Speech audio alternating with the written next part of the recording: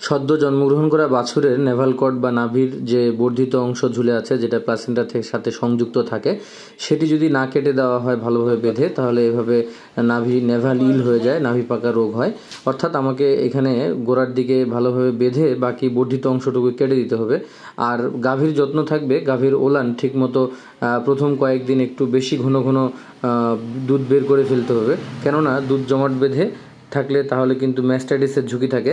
এজন্য সদ্য প্রসূত কোনো গাভী যদি আপনার বাড়িতে থাকে তাহলে তার ওলানের দিকে খেয়াল রাখতে হবে এবং বাছুরের নাভির দিকে খেয়াল রাখতে হবে, যাতে করে নাভি পাকা রোগ না হয়, সেটা প্রতিরোধ করতে হবে।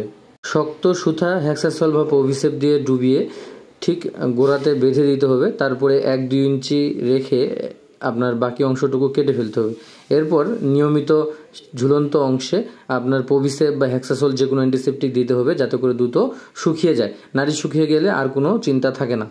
তবে প্রসবের সময় যদি এই অংশটি ছিঁড়ে যায়, বাঁধার কোনো কিছু না থাকে, তাহলে ক্যানোলা বা ন্যাবানল পাউডার রেগুলার লাগাবেন অ্যান্টিসেপটিকটির সাথে, এবং প্রয়োজনে মাছি না পড়ার জন্য ন্যাপথলিন ব্যবহার করবেন, কারণ এটা শুকাতেই হবে। যত তাড়াতাড়ি শুকানো যাবে তত তাড়াতাড়ি আমাদের বাছুরের গ্রোথ ভালো থাকবে এবং নাভি পাকা রোগটা প্রতিরোধ করতে পারবো। কেননা যদি নাভি পাকা রোগ হয়ে যায়, নাভি পাকা থেকে জয়েন্টিল হয়, অর্থাৎ বাছুরের পা ফুলে যাওয়া রোগটাও হয়ে থাকে। বাছুরের হার্নিয়ার সমস্যাটাও কিন্তু এই নাভি পাকা রোগের পরে হতে পারে। বাছুর জন্মের 1 মাসের মধ্যে যদি বাছুরে অ্যান্টিবায়োটিক প্রয়োগ করা হয়, তাহলে কিন্তু গ্রোথ কমে যায় এবং এদের যে উৎপাদন ক্ষমতা সেটাও কমে যায়।